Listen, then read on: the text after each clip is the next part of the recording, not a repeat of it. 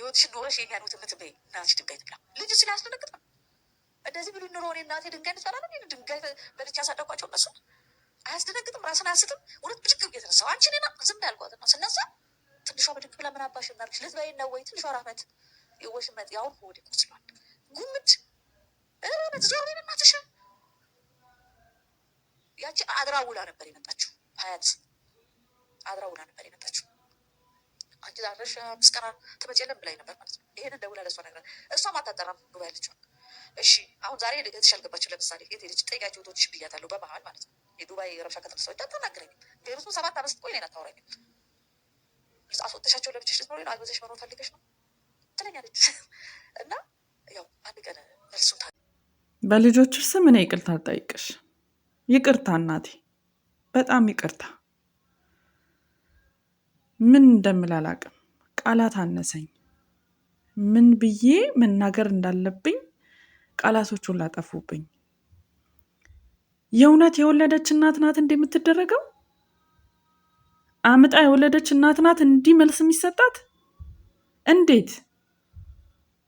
በጣም ያሳዝናል። እረ እንፈር። ምን አለ ትንሽ ብናፈር? ትንሽ እንኳን 9 ወር ለተሸከመችው እናታችን ብለን። እረ ምን አለበት? የትኛው ዘመን ላይ ነው የደረስነው? የት ነው ያለነው? እንዴት ነው አንድ እናት በዚህ ልክ ልትበደል የሚገባው? እኔ አላውቅም።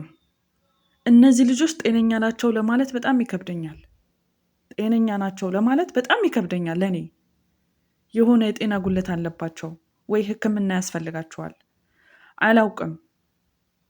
እኔ መናገር ያለብኝ ነገር ራሱ ጠፍቶኛል። ግን እባካችሁን አንድ ነገር ብቻ ልንገራችሁ። የእናታችሁን አንዴ ስትወድቁ የደነገጠችው በዳዴ ስትሄዱ ልክ ድፍት ስትሉ የደነገጠችው ድንጋጤ ዘላለም ዓለማችሁ እንደ አሽክር ስታገለግሏት ብትኖሩ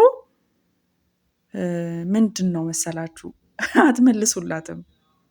ለዛች ድንጋጤዋ እንኳን በሆዷ ለተሸከመችው 9 ወር 3 ዓመት በጀርባዋ ላዘለቻችሁ፣ ስትወጡና ስትገቡ ልጆቼ ምን ሆኑ ብላ ለተሰቀቀችው፣ ምን ይበላሉ ዛሬ ምን በልተው ያድራሉ ብላ ለለፋችሁ፣ ወገቧን አጉብጣ መልኳን አጥቁራ እድሜዋን በእናንተ መስዋዕት አድርጋ ለኖረች እናት አይደለም።